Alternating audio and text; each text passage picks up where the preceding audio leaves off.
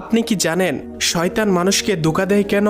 তো আল্লাহ তাআলা যখন শয়তানকে জান্নাত থেকে বের করে দিলেন, তখন শয়তান আল্লাহ তাআলাকে বলল, আপনি এই মানবজাতির জন্য আমাকে জান্নাত থেকে বের করে দিলেন, আপনার ইজ্জতের কসম, আমি আজীবনকাল এই মানবজাতিকে ধোঁকা দিতেই থাকবো। তারা যখন কোনো ভালো কাজ করতে চাইবে, আমি তখন তাদেরকে ধোঁকা দিয়ে খারাপ কাজের দিকে নিয়ে যাব।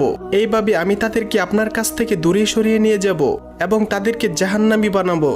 তখন আল্লাহ তাআলা শয়তানকে কি বলেছিলেন তা জানার আগে আপনি যদি মুসলিম ভাই বা বোন হয়ে থাকেন, তাহলে ভিডিওটিতে একটি লাইক এবং চ্যানেলটি সাবস্ক্রাইব করুন এবং আপনার সুন্দর নামটি কমেন্টে লিখে যান। তখন আল্লাহ তাআলা শয়তানকে বলল, তুই সারা জীবন আমার বান্দাদের ধোঁকা দিবি, তাদেরকে বিভিন্ন প্রকার গুনাহ করাবি, তাদের মুনাফিক বানাবি, তাদের বেনামাজি বানাবি। কিন্তু আমার বান্দারা যদি জীবনে একবার হলেও তাদের গুনাহের প্রতি অনুতপ্ত হয়ে আমি আল্লাহর কাছে 2 ফোঁটা চোখের পানি ফেলে ক্ষমা চায়, আমি আল্লাহ তাদের জীবনের সমস্ত গুনাহ মাফ করে দেব।